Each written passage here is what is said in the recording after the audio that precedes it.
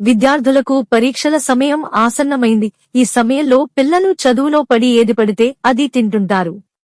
ఫలితంగా అనారోగ్యానికి గురవుతుంటారు. కాబట్టి ఈ కీలక సమయంలో పిల్లలు తీసుకునే ఆహారం విషయంలో అస్సలు అజాగ్రత్త పనికిరాదంటున్నారు.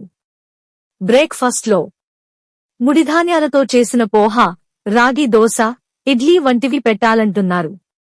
ఇవి వద్దు అనే వారికి ఓట్స్, చక్కెర శాతం తక్కువగా ఉన్న మ్యూజిలీ ఇవ్వాలి. బ్రేక్ఫాస్ట్ గా ఉప్మా, పోహా, ఇడ్లీ వంటివి ఇచ్చేటట్లయితే వాటిని కూరగాయలు, ఆకుకూరలతో కలిపి వండేలా చూసుకోవాలి. ఓట్స్ గాని ఇస్తే అందులో కొన్ని రకాల పండ్ల ముక్కలు, డ్రై ఫ్రూట్స్ ను యాడ్ చేస్తే బెటర్.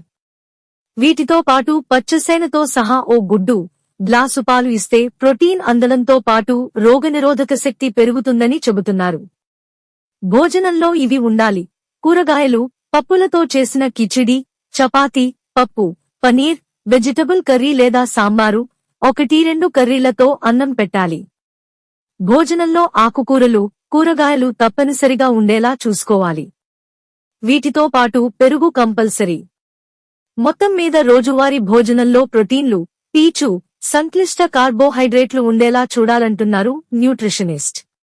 స్నాక్స్ లో ఏవంటే లంచ్ కు డిన్నర్ కు మధ్యలో యాంటీ ఆక్సిడెంట్లు పుష్కలంగా ఉండే ఆహారాన్ని అందించాలి.